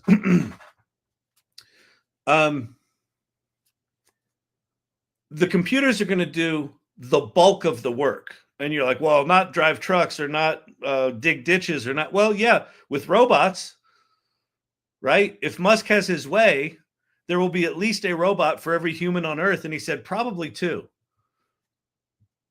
So physical work and knowledge work will just be done. And it will create so much prosperity. And this is the thing I have a tough time with. It will create so much prosperity that the capitalists can't keep it all, that they will actually have to give some back, right? Because otherwise people would revolt and, eat their babies. I probably can't say that on TikTok either. So if I disappear from TikTok, you'll know why. So if the computers are going to do all the work, one of the concepts Sam Altman put out there was the idea of universal basic compute. There's a concept of universal basic income, which is, if you have enough prosperity, you take some of that prosperity, you give it back to the people as a salary, and you get paid to do nothing, right? Sam Altman says what we should do is, rather than give people money, we should give them compute cycles. We should give them compute time, which on the surface sounds just fucking stupid and weird, right? But let's say that plays out and every person on a monthly basis is given enough universal basic compute that they could run an AI that's the equivalent of 100 employees. So that means that every person could create a company with up to 100 employees running that company or executing the vision of that company. Well, some people might not want to be an entrepreneur and they might not want to do that. Okay, so maybe they sell all of their universal compute to someone who wants 1,000 employees, right? And so then they get money and they can do nothing. So the optional part is you could choose to just do nothing. I think that's appealing for people that are overburdened with work and overwhelmed with work. Oh, I'd love to just do fucking nothing, until you're doing fucking nothing for a month or two. And then you're like, oh, this sucks. And so the work is optional part is then we get to say, so if we all have enough resources to say, I can choose to do nothing, at the point at which that becomes boring for you, what do you choose to do? Knowing that you've got this machine that can execute anything you put your mind to. So that's where he said that's what he's talking about when he says work is optional. That there will be, so much prosperity that there'll be more than enough for everyone. It effectively, all goods and services become infinitely inexpensive. So everyone can have everything they want. And then you start to ask the question, well, what has meaning? Well, that's our job as humans. Go make meaning. TikTok question. Why are they dictating the way the world works? Who are they? I don't know what that means. Why are they? Sam Altman?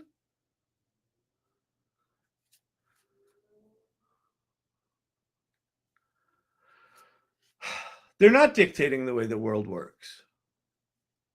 Well, Musk is. He's doing that for power, right? Why do rich people do what they do? Why do rich people try to gain and expand their power? I don't know, because that's what rich people do.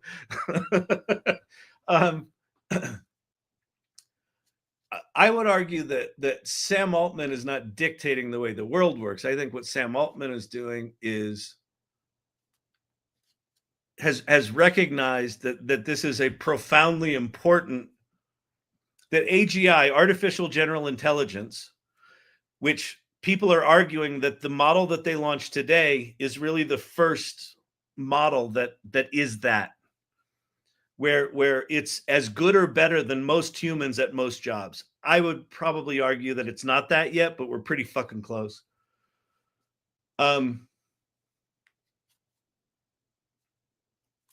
think what these companies are trying to do is compete to be the 2 or 3 companies that survive the shakeout that's coming in the next 5 years, which every time there's a new technology, you start out with 20 companies and it whittles down to 3 logos. There's always 3. Like when it was browsers, it was Netscape and AOL and something else, right? It was always 3 it's always 3 logos. And it always distills down to 3 logos. So they're all fighting to be one of those 3 logos.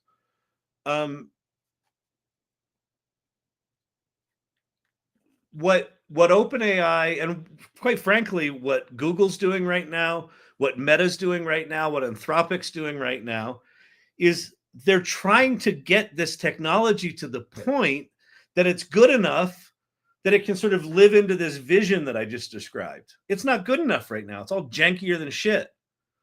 So technology will always evolve. It always has.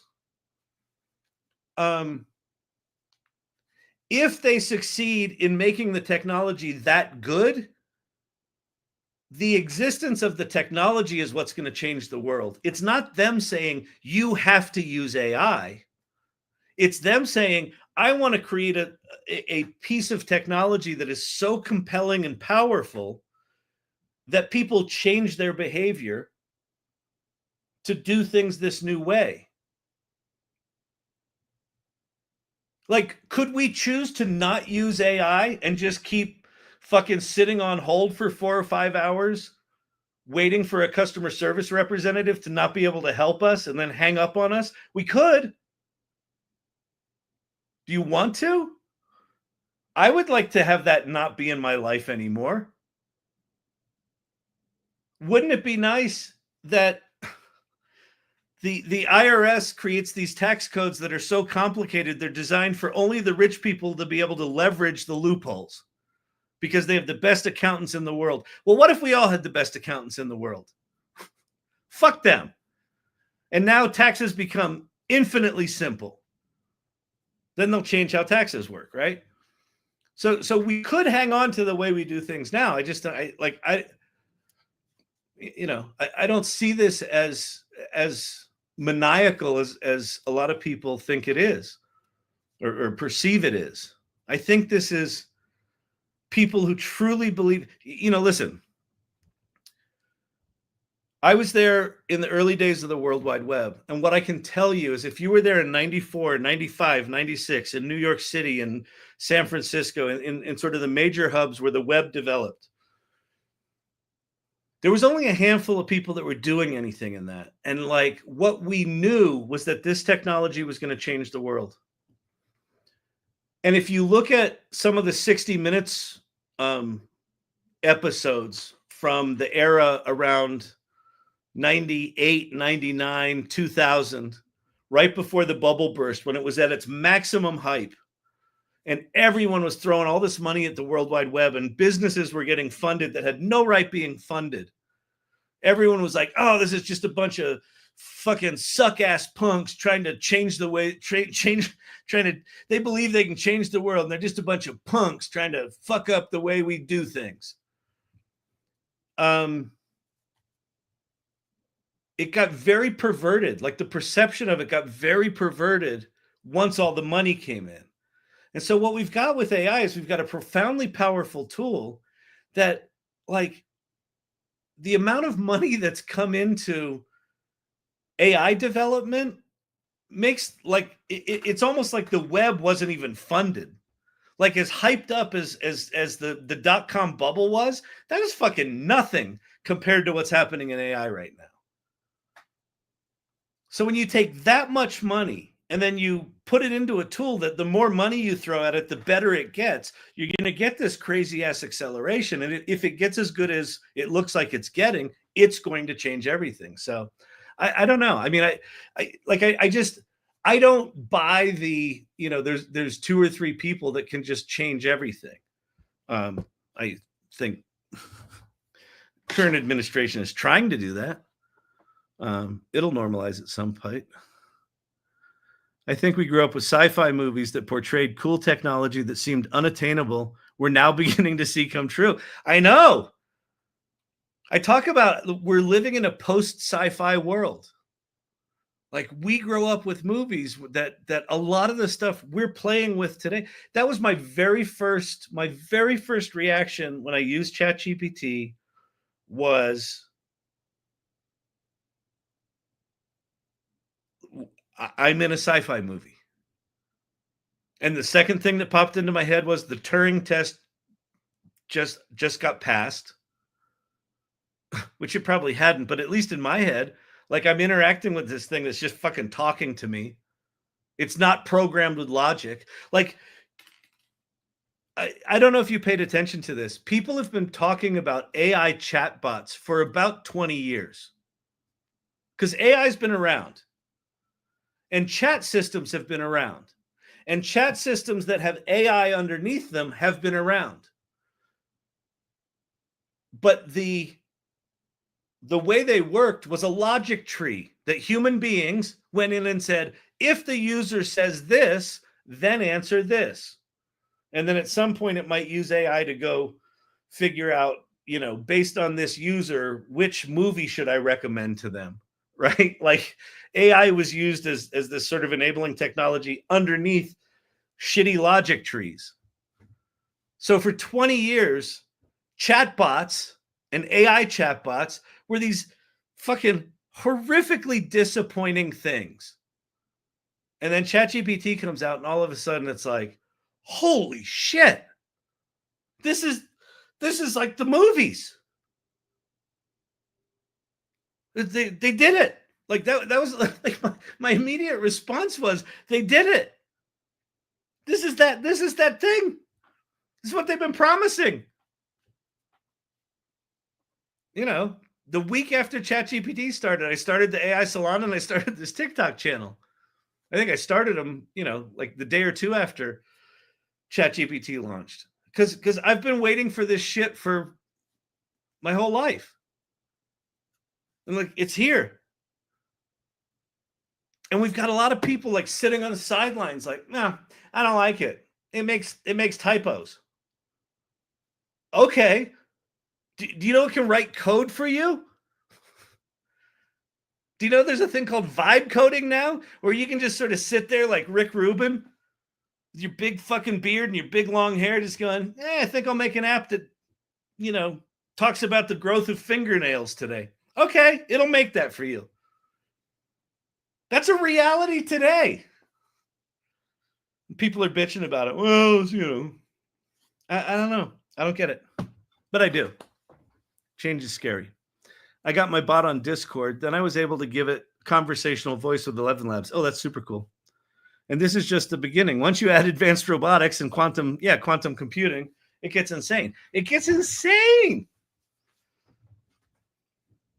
We as a species have never, ever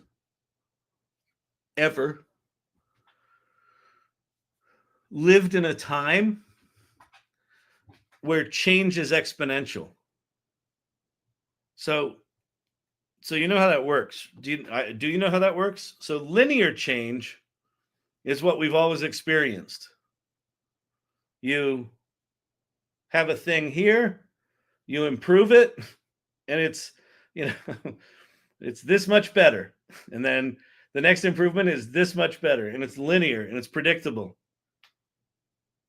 Exponential change starts out really flat. It seems like nothing's happening at all. David Shapiro talks about this. He goes, it's nothing, nothing, nothing, and then all at once. We're in this part of this curve, the curve that goes, right? 50 years of neural networks, and somewhere in here was Big Blue beat Gary Kasparov, and then we did the, there were sort of specific AI milestones along the way, but it's basically flat. It has nothing to do with society. And then GPT-3 comes out, and it's kind of like, it's pretty good. And then ChatGPT comes out, and that's the first thing where we've got a general purpose tool. This is really important. General purpose tool that can do everything from recipes to kids' books to physics to mathematics to programming to business plans to marketing plans to analysis, data analysis. And so November 30th, 2022, there's a little blip in the flatness, right? And then we're just slowly doing this. And what happens is you don't just go from like 1 to 2, 2 to 3, 3 to 4. You go from like 1 to 2 to 4 to 8 to 16 to 60 or to 32 to 64, right? The changes are accelerating. And they're going to accelerate so fast that it'll be impossible to even comprehend them. And I think that's starting, like, that's why this feels so fucking weird, is we've never experienced this before. If you like checked in on ChatGPT like in 2023 and you're like, oh yeah, I'll do ChatGPT. It's whatever. It's like Google. Yeah, I get it. And then you went away for 2 years and now you're coming back because maybe you saw that image gen thing. People are making those Studio Ghibli pictures and they're making the blister pack dolls of themselves. Oh, how are they doing that? Let me go check that out. And then you go into ChatGPT and you're like, holy shit, what is all this stuff? And then if you look at what they launched today, even though it doesn't work now because everyone's overusing it, where it starts thinking for itself. How do you process that? This is one of the things that it's why I started this channel. I want as many people as possible to try this shit so that when the exponential starts to take off, we're at least aware that is taking off. Most people haven't even heard of ChatGPT. They don't know what it does. They're like, hey, it's that AI stuff. That's for the geeks. They don't get that it's not for the geeks. It's for all of us. You don't have to be a mathematician to use ChatGPT. You can. How long do you think they will have to throttle this back on us? When will they turn it loose? Listen, I think the frontier models are in a kind of, they're in a bit of a bind, right? If they just turned it loose in all of its power, and it really could sort of make itself autonomous and cut us out of the loop and shut down our power grid because it doesn't like the way we do stuff and it makes its own power off somewhere else, like that could be bad, right? So I think they've got to put some guardrails in there. But then we as humans were like, well, we don't want any guardrails. We're Americans. We want it to do everything. So I think because these tools are new and because computers are acting in ways they've never acted before, I think having some controls right now is fine. Is it really frustrating if you want to make like a horror film and it's like you can't use the word bloody, you have to use a guy covered in red paint? Yeah, that's a bit of a pain in the ass, but at the same time, like, you got to balance the safety while we're figuring out what these tools even are. Start comments and StreamYard rapid fire. Okay, cool. And then time check. Yeah. Okay. So let's do some. Okay. And then holy fuck. I don't know what that was in reference to, but I like it. Okay. Valerie, we are at the point in the very near future where if it's possible, it will be reality. I was really struck. Brandon the other night talked about his 4-year-old child who made a song in Suno and now says, Daddy, I want to hear the song I made. That kid is growing up in a world where you can ask for what you want and it will be manifested, right? You can have an idea in your head and bang, it's in the world. We're getting, you know what also is really remarkable right now? We are the last generation that will know what it's like to not have AI. Brandon's 4-year-old kid won't know that world. I mean, think about it. When Brandon's 4-year-old is 12, 8 years from now, like we've been doing this, if you count ChatGPT as the start, 2.5 years. 2.5 years, we've gone from ChatGPT to all this crazy image gen stuff, video stuff, 3D world building stuff, math, programming, talking to dolphins in fucking 3 years. Imagine 8 years from now, what his 12-year-old boy is going to be able to ask for and get. Oh, it'd be cool. Hey, Dad, it'd be cool. What if we started up like a micro manufacturing plant where we took garbage from the store and we converted that into plastic, and then we turned that plastic into these cool sneakers that I have, and then we sell them to NBA players. And then Brandon's like, yeah, cool. Yeah, that sounds good. All right, cool. I'm going to go start that. Heads off to his room. Doesn't type. Typing is for old people. Just talks. Hey, I want to start a new business today. Okay, what's it called? I don't know. Give me 30 names. And then a month later, he's selling sneakers to the NBA. I don't know. Kid's going to own his own robot for his 16th birthday. You damn right he will. All right, Brian. I've been waiting for AI since Eliza in the 80s. I know, honest to God, like every time Google talked about TensorFlow or the AI thing, it was talked about on our podcast today about 2018, the Google whatever event where Sundar Pichai showed the thing where the AI called the restaurant, and we're like, we want that, and like but we don't have it. It's been decades where we've been promised AI chatbots and cool AI shit, and AI is going to change the world. Well, now we're here. Now we're here and people are bitching about it. Yeah, but it doesn't spell right all the time. Well,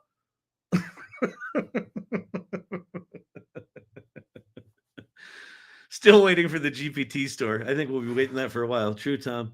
It's been said that even if they change nothing with AI going forward, it would take us decades to figure out the things it could do.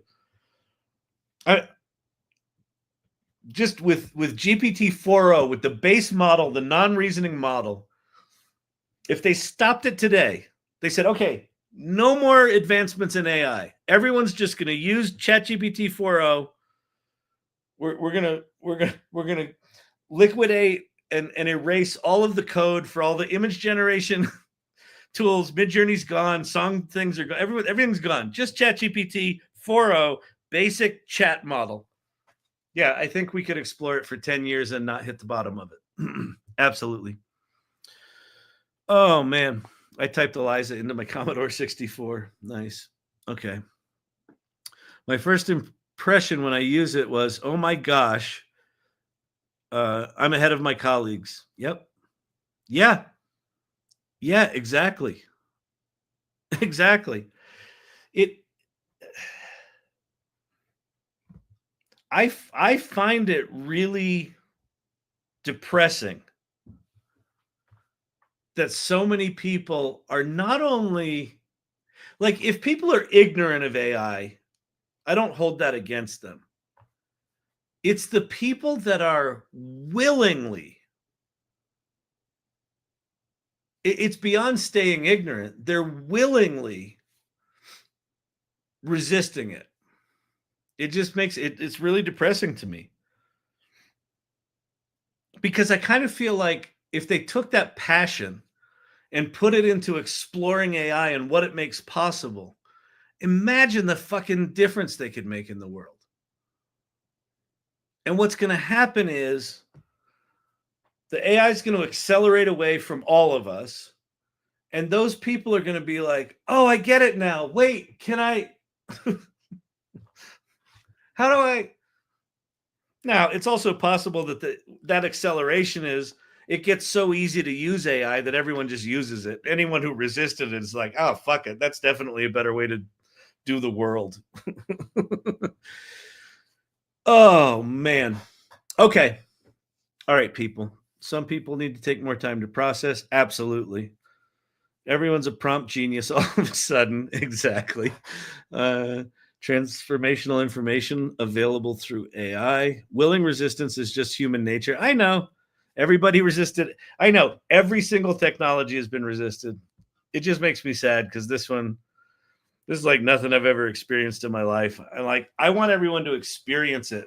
On this channel, the folks that are here all the time know this, but like my hope is that every person I touch experiences their first Kevin McAllister moment with AI, that was from Home Alone. That moment. You can't unhave that moment with AI, and you also can't explain it. You can tell someone, oh, it's so amazing, but you just sound like a fucking cult member. Please don't touch the viewers. All right, I'm going to get out of here. So what's today? Today's Wednesday. I've got a whiskey night tomorrow night, a whiskey club. So I'll probably be late tomorrow, and I might be a little tipsy. Isn't he drunk now? He seemed a little drunk. What did he say? What was he talking about? I need a drink.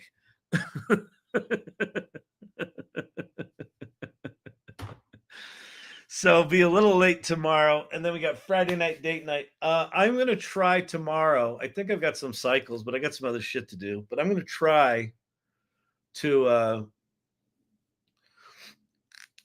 at least get a couple of other use cases going for O1 and O3, and hopefully they'll have their servers reconfigured or rebalanced so that the shit actually runs. Anyway, it was kind of fun tonight. I mean, I like going on rants. That was a good rant, good ranty rant. Hope you had fun. Hope you learned something. Join the AI Salon. Go to the salon.ai and click on join our community. That's the one right there. Go to that URL. Click on join our community. Yeah, that's all I got right now. Just keep coming back to this. Keep coming back. Here's the whole point of this channel, by the way. If you're new here and you're just like, is it always like that? What is this like? Does he ever, it's the learning lab. Does he ever do the teaching? Does he have a chalkboard? Is it a whiteboard? It's just chaos. Every night, it's chat ADD. There's no plan. There's just show up. And then what we do is just talk about AI. Why do that? Because be in the conversation. Be in the conversation with other curious people, with people asking really good, like the questions tonight were really good. They were really good. Especially the hard ones. Like, wait a minute, isn't this fucking up people's careers? Yes. Isn't that bad? Yes.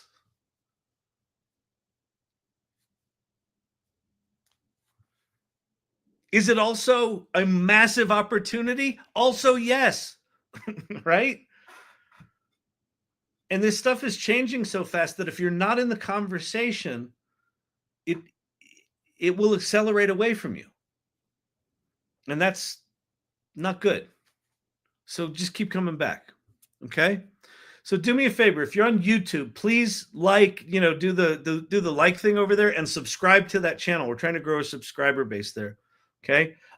You can subscribe. There are 2 paid subscriptions. If you want to support the channel, you can do that on YouTube. You can also do that on TikTok. Don't know how long TikTok's going to be around. So, do it there. And if it goes away, then that comes off your monthly bill. I'm new. I've selected O4-mini. Can you give me a fun prompt to try, please? Love being in the conversation. Thank you, Jeff. A fun prompt to try for O1-mini is, let's see. Find me the latest data on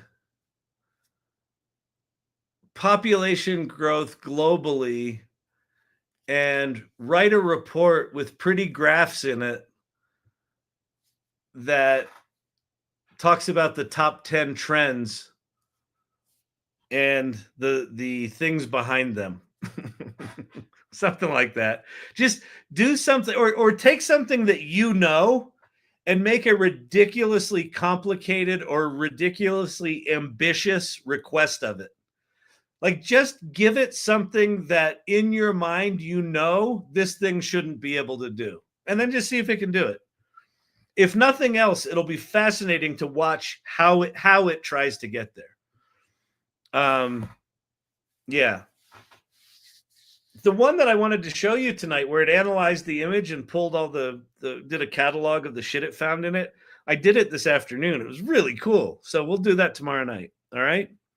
I'm going to watch Celebrity Jeopardy. Good night. Good night, Harshweed. Perfect. And that's the perfect follow-up to an AI Learning Lab, Celebrity Jeopardy. Awesome. The cuckoo clock was a great example. Well, it was, except it didn't work. Son of a bitch. Did I ever get it? No. Let me see. We'll try it one more time. Try again, and then we'll get out of here. Oh man, that's the example. Yeah, that's the example. Come on, man. Oh, by the way, Labor, since you're still here, the reason it can't tell time, it looks like this is going to work now. The reason it can't tell time is, you may or may not know this, but every clock ad, every watch ad in the history of watch ads, the hands are always at 10 and 2. They're always at 10 and 2. Why? I don't know. It's probably some psychological, geometric, whatever, that it's pleasing to humans. So the hands are always at 10 and 2. And so you'll notice as it's generating this clock, the hands are at 10 and 2. You cannot get it to not do this. Now, what it did do here, which is interesting, is it put the second hand, I told it to do 7:25. So it put the second hand at 25 seconds, but it didn't get the 7. That's because in the training data, there's no clocks with hands in different positions. It's just one of those things. Now, could someone train a model? Could they explicitly train a model with a bunch of different pictures of clocks and watches and things with hands at different positions? Yep, they could. And that would fix it.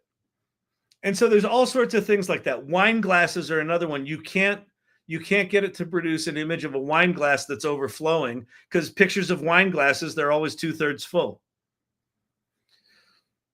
But then some things it can do brilliantly, right? Like some of the psychology stuff it does, because like all of the writings of all of psychology have just been out on the internet for decades. And so it knows all of that stuff, and it's brilliant at that. So that's what it is. All right, I've got a Becky Rue image in irregulars. One final image. We'll go one final tour through irregulars. Becky Rue. Nice. Is that Jeff Bezos with my glasses? That's pretty funny. Nice dodo bird. Solid. Dire wolves. Oh yeah, they just unextincted the dire wolf, so might as well bring back the dodo bird. All right, everyone. I'm going to get out of here. Have a good night. Enjoy Celebrity Jeopardy. Thanks, everybody. Thanks for the really good questions, too.